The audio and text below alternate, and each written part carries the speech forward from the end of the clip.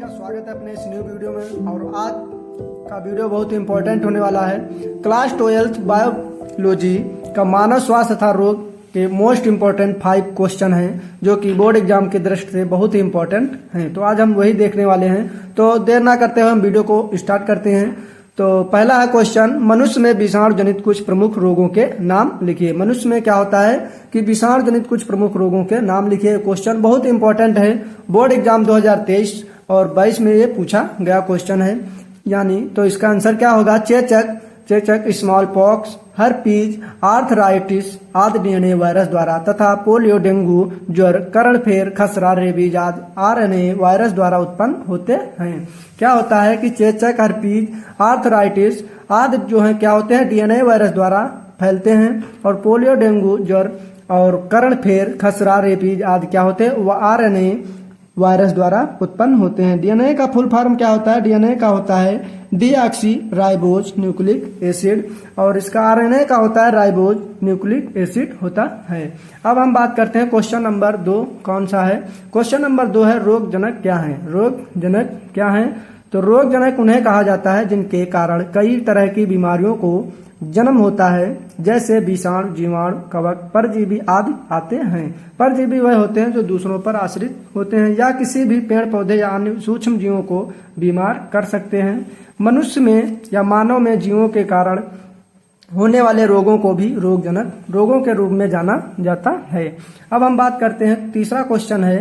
Question number 3 है कि interferons के विषय में आप क्या जानते हैं?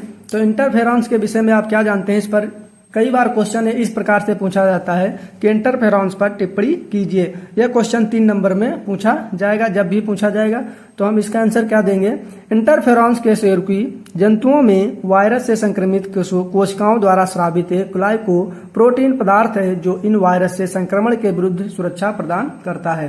क्या होता है? इंटरफेरॉन्स एक प्रकार का ग्लाइको प्रोटीन पदार्थ होता है जो वायरस से हमारे शरीर को संक्रमण से विरुद्ध सुरक्षा प्रदान करता है और इसका उपयोग रोग निवारक औषधियों के रूप में किया जाता है, जो कि इसके द्वारा अंतःकोश की विषाणुओं के गुणन को रोकती है। यानी कि क्या होता है? अंतःकोश की विषाणुओं के गुणन को यानी वृद्धि को रोक देती है, इसलिए इसे इंटरफेरॉन्स कहा जाता है।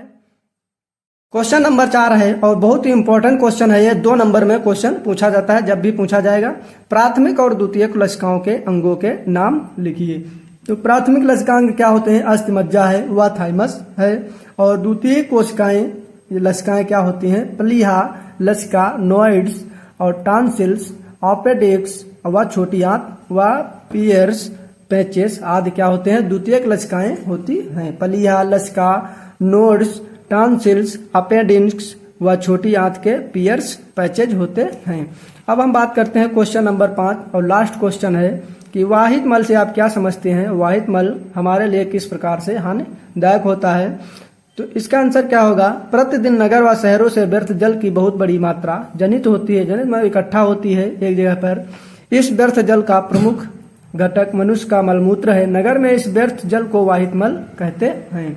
अब हम इसके 2 पॉइंट हैं इंपॉर्टेंट जो कि हानिकारक होते हैं कि वाहित मल में यानी सीबीज में क्या होता है? कार्बनिक पदार्थों की बहुत बड़ी मात्रा तथा सूक्ष्म जीव पाए जाते हैं जो अधिकांशतः रोगजनकी होते हैं। इससे ही क्या होता है? रोग बहुत ही ज्यादा फैलते हैं।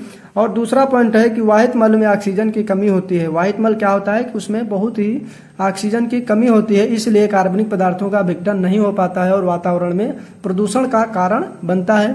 तो ये 5 रहे आज के मोस्ट इंपोर्टेंट क्वेश्चन। आप इन्हें तैयार कर लें ताकि बोर्ड एग्जाम में जब बैठें तो आप सभी क्वेश्चनों का आंसर बना पाएं। तो मिलते हैं, तब तक के लिए बाय बाय।